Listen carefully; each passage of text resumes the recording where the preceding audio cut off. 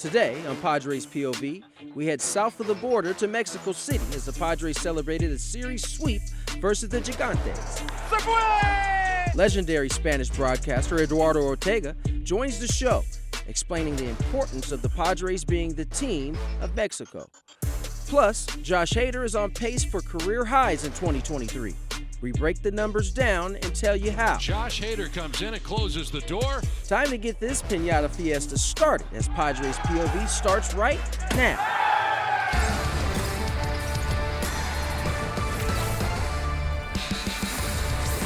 Hola, ¿qué tal? Welcome to Padres POV. I'm your host, Tony Gwynn Jr. We start off today's show with the trip down south to Mexico City.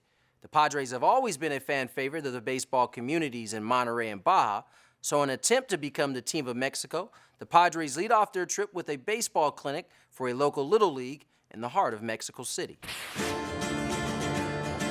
Padres have a great history in Mexico, not only in Baja, but in Monterrey and in Mexico City. So the more we can connect with our Mexican fan base and become the team of Mexico, it was great to see the kids' enthusiasm today, seeing the Padres players here. More than a dozen players, including Manny Machado and Nelson Cruz, helped teach over 250 kids from Liga Olmeca Little League.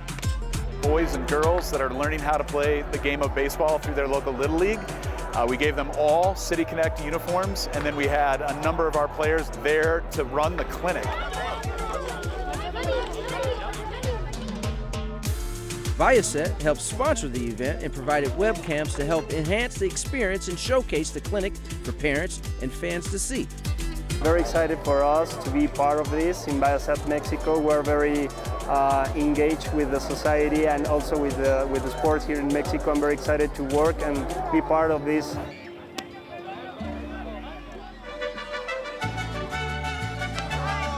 We represent the Padres when we're down here and anywhere we go, really. So this was an optional, completely optional event, and we had a good turnout with some of the bigger names on the team getting out here and getting involved. And we want to do right by the Padres and represent them well. So we feel like we're happy to get the opportunity to come out here.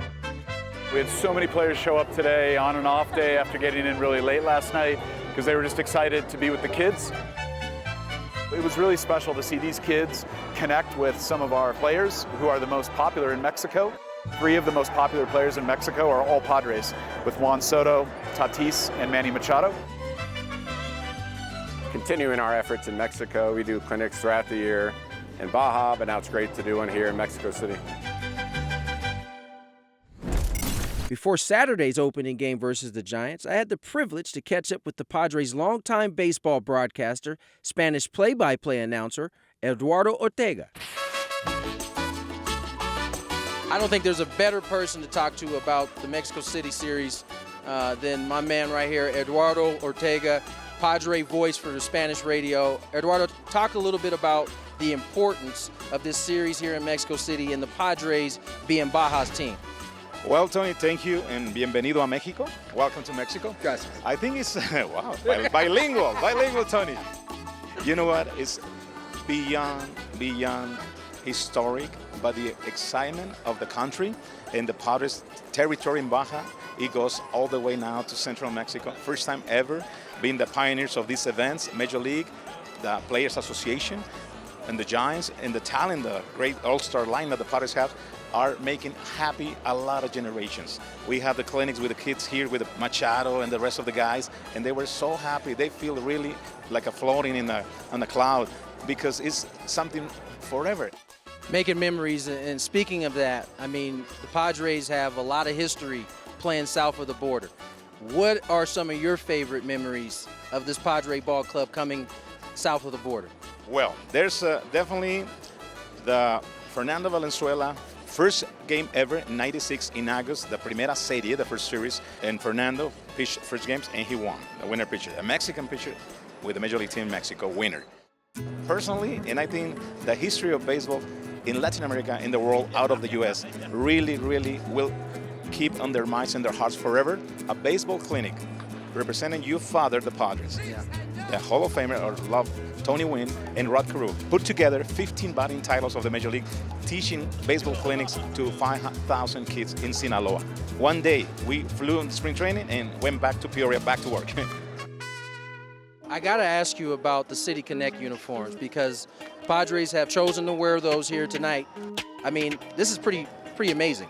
It's the perfect combination to wear it in the first game ever by a Major League team in Mexico City, and also the colors, the Latin flavor, and also the bright colors that everybody feel proud of it.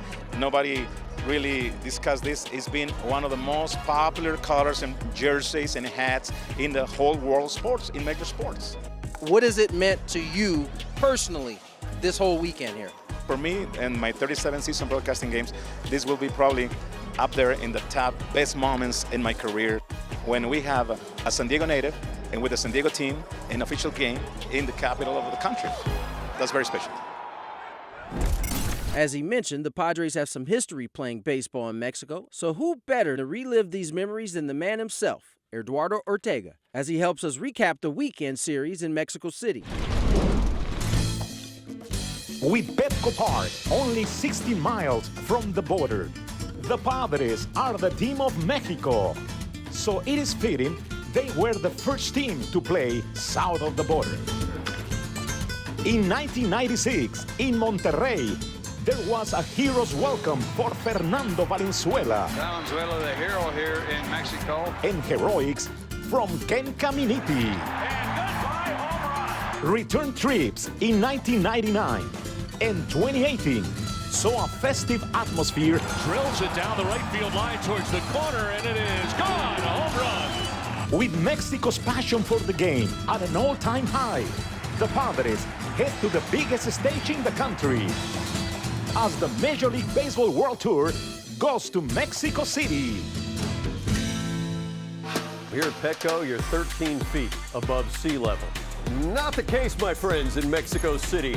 7,349 feet elevation here in Mexico City.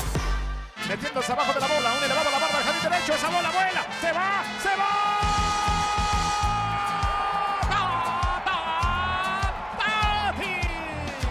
Opposite field home run, Fernando. You know, Manny's ready to join the party. 0-1 pitch is hit well in the air, deep to left field. Haniger at the wall. Here's your invite, Mr. Machado, a home run. This is unbelievable. Padres go back to back. Bases loaded. 2 outs in the 6th inning. And a swing and a miss. Tim Helú, the huge strikeout. Y ahora Manny truena por la derecha, vuela la bola, se va, se va. Se fue. Man, oh man, he is in Mexico City. It's a 2-run shot, puts Padres back on top.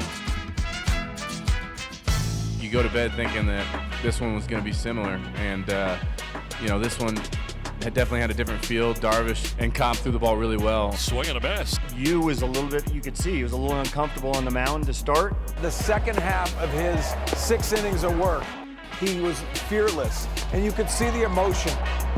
And Nola is getting a new bat. Found a fracture in his twig. Fly ball, center field. Yastrzemski back, and I love the new bat. Carpenter hits a fly ball to center field. Shallow coming in is Yastrzemski. He dives, can't get it. Padres are going to take a 6-4 lead in Mexico. Does the sombrero go home with you guys? Oh, for sure. For sure. On deck, closer Josh Hader is off to a hot start. Payoff pitch. He struck him out, and the Padres win. Plus, plenty more from Mexico City, including a piñata party for the ages. Padres POV will be right back.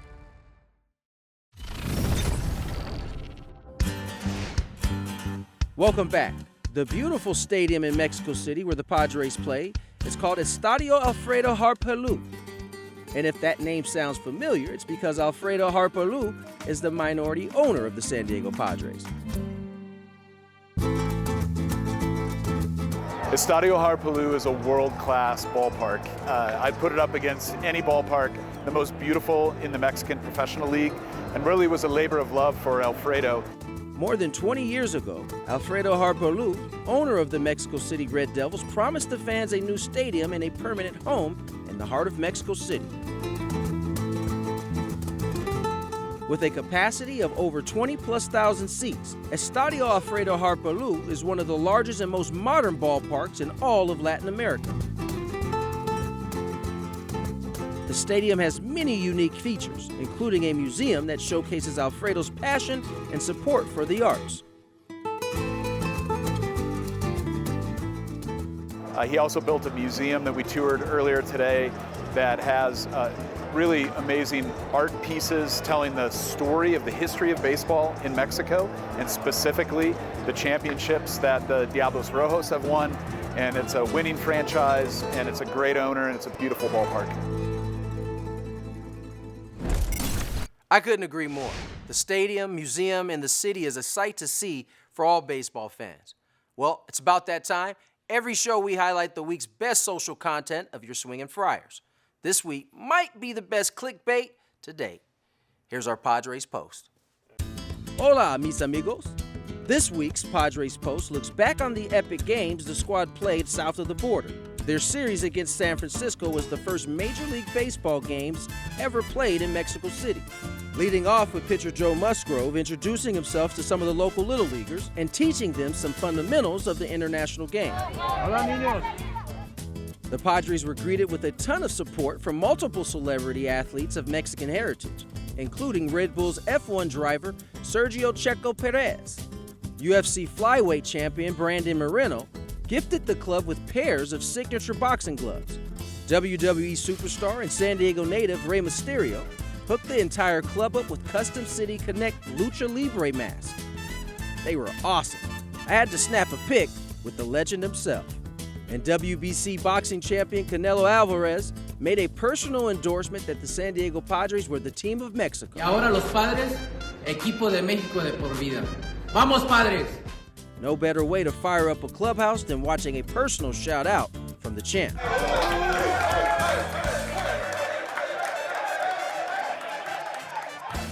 Safe to say, the bullpen enjoyed their Lucha Libre masks as they wore them prior to the game, and the crowd loved it.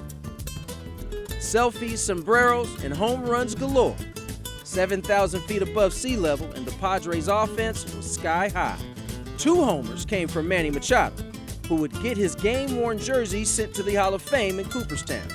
Nick Martinez and former teammate Sean Manaea thrilled the crowd with a classic Mexican standoff. And you know Nick wasn't about to back down. I just gotta wait him out.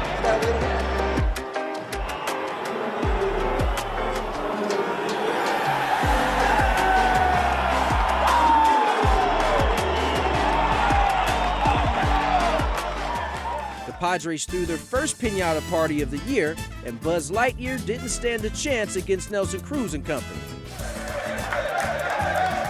For more Padres posts, be sure to follow your favorite swinging Friars. Vamos, Padres! Time to hit you with some Friar facts as the Padres set some records over the weekend in Mexico City. Let's start with the boomstick Nelson Cruz. To right field and deep, and that ball is gone. He went 5 for 6 in Game 1 versus the Giants and became the oldest Padre to hit a triple and a home run at the age of 42. Stinking 3. Got himself a triple. He's also the second oldest player to have 5 hits in a game since 1900. Oh, he gets the sombrero. Xander Bogaerts became the first player in Major League history to hit a home run in 4 different countries. Xander Bogaerts with his 6th home run of the year. The Padres have gone back-to-back in the 4th. That sombrero is going to get worn out. Plus, he extended his on-base streak to 30 games, which set a franchise record to start a Padres tenure. He has now reached base safely in 30 straight Padres games. Fantastic. Still to come, we break down the numbers to Josh Hader's stellar start. Plus, meet our Padres Coach of the Week, who's inspiring a younger generation of ball players. I just love representing what Spring Valley can bring and give these kids and the people that come in from other areas, you know, a sense of pride that we were able to instill. Padres POV will be right back. Welcome back. After Mexico City, the Padres came home to Petco Park to host the Cincinnati Reds. It was also a warm welcome for Fernando Tatis Jr. making his long-awaited return to San Diego. Here's our Padres Rewind. Welcome home to San Diego, Fernando Tatis Jr. Fernando's first AB back at Petco Park since 2021. Here's a one-hopper picked by Barrero. His throw will be late. Infield hit for Fernando. Line to center. Senzel's going back, going to be over his head and off the wall. Here comes Fernando. He'll score. Here comes Manny. He'll score. It's a two-run wall ball double for Juan Soto and a 2-0 Padres lead. Juan's feeling pretty good. That is strike 3 in the first K of the night for Blake Snell. Don't change a thing, Snellzilla. And a check swing. Did he go? Yes, he did. And a swing and a miss. He struck him out. Kim to left field. Fairchild going back, and it's gone. Ha-Sung Kim, a 3-run shot, and the Padres take a 6-3 lead. Do they want a curtain call? They do. They get one. On the ground through the right side, a base hit. From third comes Grisham. 2 more runs in for San Diego. Padres will take an 8-3 lead. Manny Machado driving in a pair. On the mound for the Padres, he is Seth Lugo. Hopefully winning the rubber game here against the Cincinnati Reds, making his 6th start. Which is in there for strike 3. Fly ball, shallow center. Incoming is Grisham, and he gets there to make the catch. And he may have deked him into a double play, and he has. Wow, he made it look like he wasn't going to get to that. High drive, deep right field for Sullivan. Back at the wall. First home run in the major leagues for Brett Sullivan. Oh, it was surreal. It was a dream come true. Just to be able to help the team out, felt amazing. They clear the bases. Juan Soto drives in 3 with his double, and the Padres take a 7-1 lead. This week, our Padres Coach of the Year nominee comes from Spring Valley Little League. Coach Dave Preston has been a dedicated coach for nearly 20 years and takes pride in teaching the fundamentals of the game at the Little League level. Everybody got defense. Santino, Sebastian, get out here. I come here because of the kids.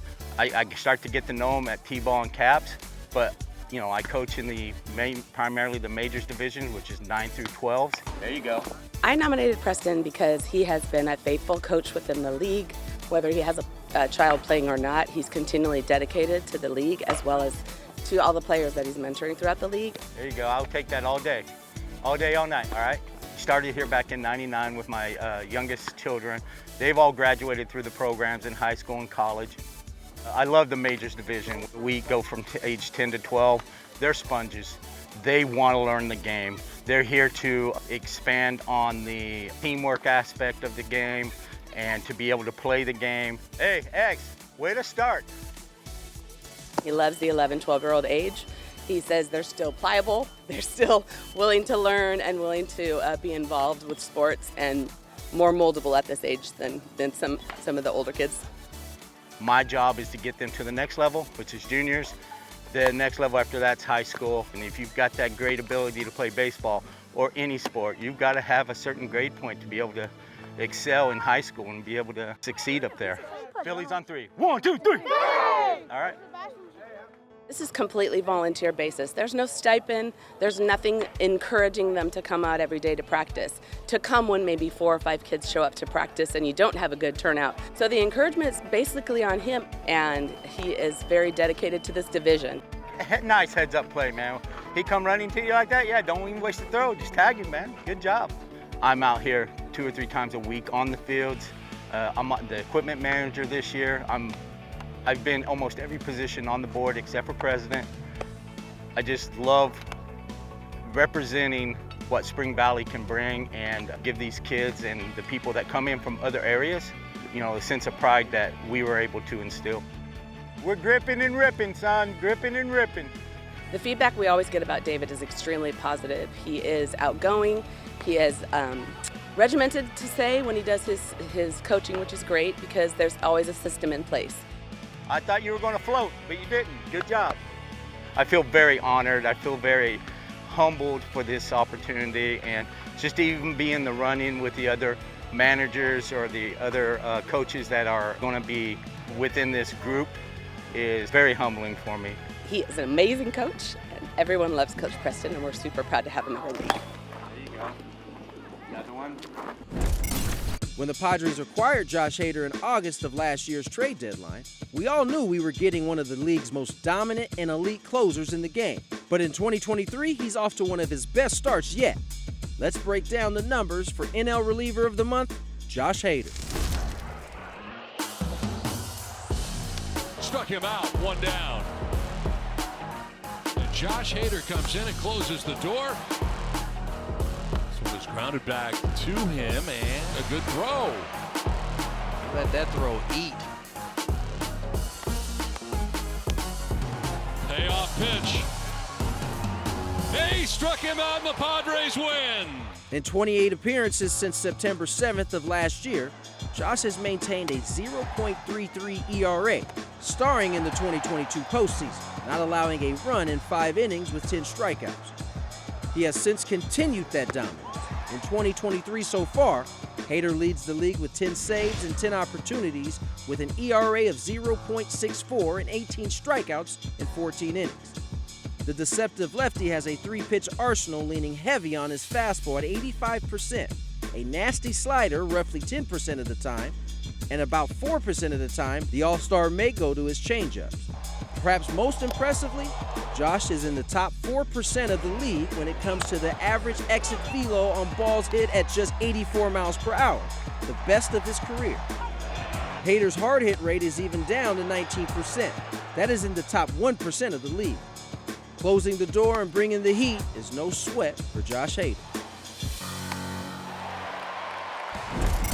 That's going to do it for this edition of Padres POV. For the cast and crew, I'm Tony Gwynn Jr. See you at the ballpark.